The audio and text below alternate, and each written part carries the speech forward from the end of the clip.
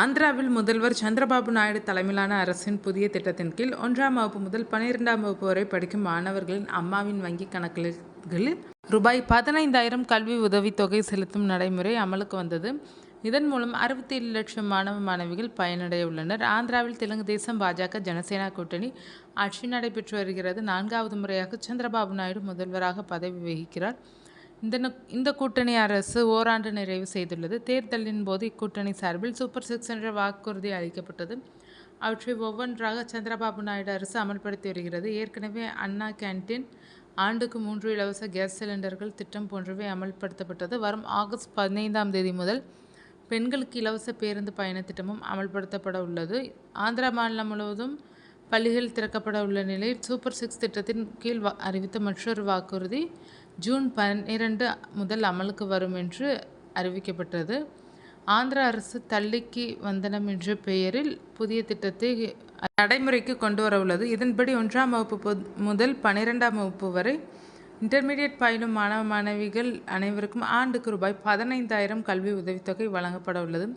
இதற்கான தொகை மாணவர்களின் தாயார் வங்கி கணக்கில் நேரடியாக செலுத்தப்பட உள்ளது. இந்த திட்டம் மூலம் 67,27,164 மாணவ மாணவிகள் பயனடைய உள்ளனர்.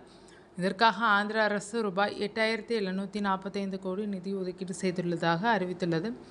1ஆம் வகுப்பு மற்றும் இன்டர்மீடியட் முதலாம் ஆண்டு சேரும் மாணவர்களுக்கு மட்டும் அவர்கள் பள்ளிகளில் சேர்ந்த பிறகு அந்தந்த பள்ளிகளின் பதிவேட்டு பட்டியலின் அடிப்படையில் அவர்களின் தாயாருக்கு 15,000 பின்னர் வழங்கப்படும் எனவும் ஆந்திர அரசு தெரிவித்துள்ளது.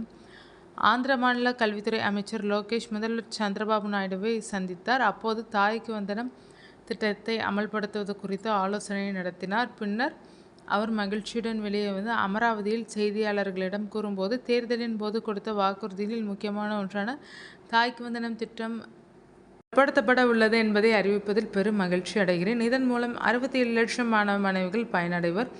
இதனால் தாய்மார்களுக்கு பாராட்டுகளையும் இன்று முதல் பள்ளிகளுக்கு செல்ல உள்ள மாணவர்களுக்கு வாழ்த்துக்களையும் தெரிவித்துக் கொள்கிறேன் என்றார். இந்த திட்டத்தில் சில நிபந்தனைகள் ஆந்திர அரசு வெளியிட்டுள்ளது.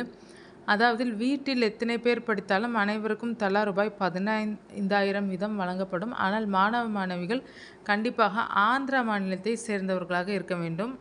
அரசு அங்கீகாரம் பெற்ற பள்ளிகளில் படித்தல் அவசியம். அரசு மற்றும் தனியார் பள்ளி மாணவ மாணவர்களுக்கு இத்திட்டம் பெரிதும் பயனளிக்கும்.